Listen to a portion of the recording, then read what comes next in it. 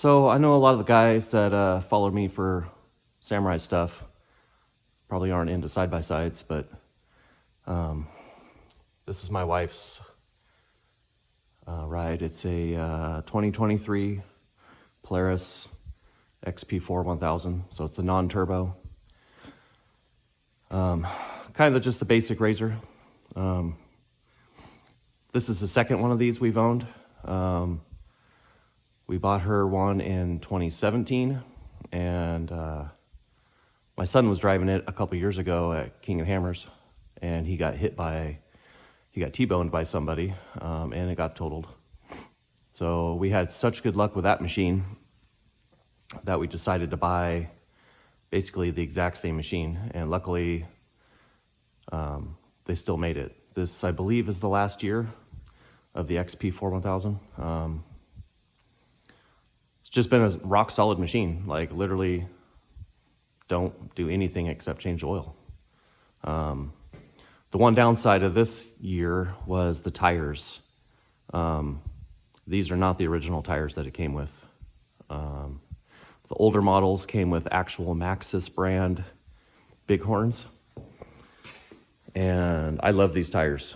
They work great in virtually everything. And we primarily drive this in the sand dunes. And this thing will just straight up go anywhere in the dunes with these tires. But the tires that this car came with were like a knockoff of the Maxxis. I think they were called a Trailblazer or something. They looked identical, but they were just so stiff. Even aired way down, they just didn't flex. They just dug and dug and dug in the dunes. And so I ended up trading them out for some real bighorns, that's what these are. But they came on these beadlock wheels. This is the last one. I've already changed out the other three.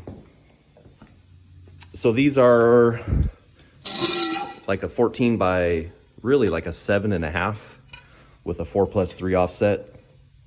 So it's got 4-inch back spacing and then 3.5 inches from the mounting face to here. And it widens the car out quite a bit, about 2.5 inches in the front. I didn't really measure out the rear, but as kind of a easy thing to look at, this rock deflector thing sticks out from the bead about a 1/2 inch on the beadlock wheel. And with the factory wheel, this guy is inset by, I don't know, I haven't measured these, but at least 3/4. And plus the wheel itself is narrower. When we first bought this car, the one thing I really liked was the handling. The previous one, the older models didn't have a front sway bar on a non-turbo car. And at some point they decided to add these, and it makes a big difference. This thing really cornered and handled well. It's very, had really good feel, very predictable. I bicycled it pretty hard a couple times. And it's very intuitive, just really good feel. And then I put these tires and wheels on it, and it basically ruined all of that. Just that additional offset really wrecked the handling. Tons of like torque steer. Like if you've ever driven like older front wheel drive cars, how, you know, as the tires are kind of clawing for traction, it just wants to pull the car one way or the other. And it didn't have any of that stock.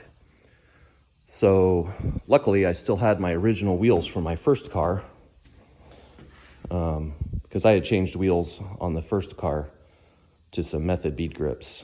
And eventually I'll put those on this, you know, in the much less aggressive, I'm going to be the 5+2 offset. But this kind of rambling here, kind of my point is sometimes stock is better. And this offset wheel is definitely way better than that aftermarket one. And another thing with this additional width, it makes it really tight in my trailer.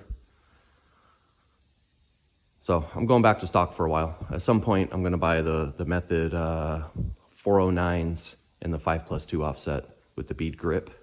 If you're not sure what that is, It's kind of a halfway between a standard bead on a wheel and a bead lock. And I'm not going to try to explain it. If you go on Method's website, it shows that, and they're available for truck wheels as well, in some sizes and some models. But I had really good luck with my last ones, and I was going to keep them when the truck when the other rig got totaled, but one of the wheels was damaged from the accident, so I just let them go. So this kind of this stuff really applies to pretty much all rigs. You know, even on Samurais, you put big wide wheels on them, it makes them drive like crap. So just figured I'd share, you know, this. If you wanna make a rig wide, this is not the way to do it. You know, it needs to be done right with wider arms, or, you know, if you're talking about a truck, wider axles or whatever. Just doing it in the rims. You know, there's trade-offs. That way is fast and easy and cheap, but there can be some drivability loss. And also, like, you know, it puts more leverage on the ball joints and the wheel bearings and all that stuff. You know, for me in this particular circumstance, it just hurt the handling enough that, you know, that additional stability from the width just wasn't worth it. So going back to these, and, you know, like I said, someday I'll probably put a nicer wheel on here, but honestly, it doesn't really matter. It's not a show car. I always get a kick out of this thing because, you know, the group I run with, they all have paddle tires and everything on theirs, and this thing always climbs the hills they climb. And I have literally never even taken my belt cover off. Just been dead reliable. This car doesn't have a ton of miles on it, but my other car I had like 2,500 miles on, never touched the belt. You know, with this tire, it just doesn't tax the system. So that's it. I'm gonna finish up this last wheel. I kind of showed in the video before. I bought my own tire machine a while ago, and this thing has easily paid for itself already. It was about, you know, $900 on eBay, and I've probably done,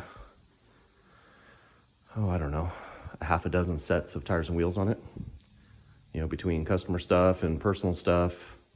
And for what people charge at tire shops these days for mounting, it's getting ridiculous. So I don't have a balancer yet, but most of the stuff I've been doing is just off-road, so it doesn't really matter. You know, these are from a personal deal, and I'll show that later in a different video.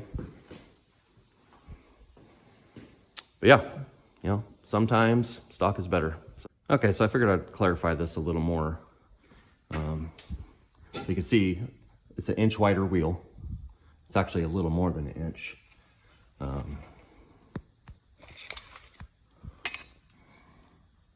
The wheels are measured inside the lips. So this is a 14.6. And then this one is like a 7.5. Bead locks are a little weird. I don't know how people really measure them, but I mean, this is what matters, so that's how I'm measuring it. So it's 1.5 inches wider. And then the mounting surface is pushed out. So if you put the tape against where the hub is, you see this one's about 4.5. And what they would call it a 4 because that's to this inside surface, but to measure from the outside, it's easier to see the outside surface. So it's about a 4.5.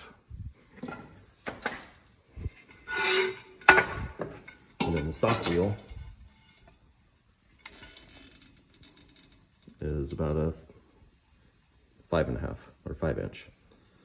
So this wheel, the UTV world kind of does this something plus something kind of offsetting. So this, they would call it 5+1 because it's 5 inches from the mounting face to the inner bead seat, and then it's 1 inch that way.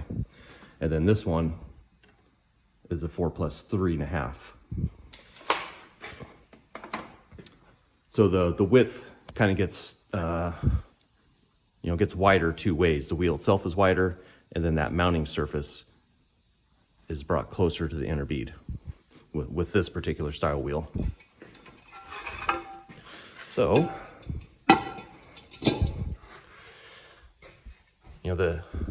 the downside with going back to these stock wheels is they just have stock, safety beads. It's not a bead lock.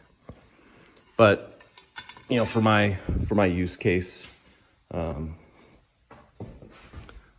not been a problem. I have a lot of miles on stock wheels in these things, and I've never blown a bead. But that's not the case with every wheel. Some of them blow very easily. But I guess that's it.